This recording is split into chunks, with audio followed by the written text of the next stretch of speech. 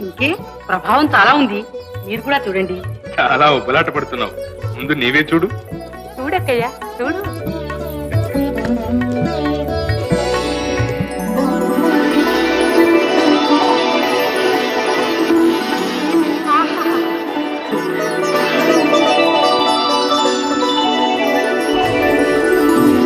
అంతా లక్ష్మీ ప్రసన్నంగా ఉంది.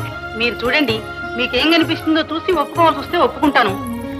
సరే, నీ కోసం చూస్తున్నాను.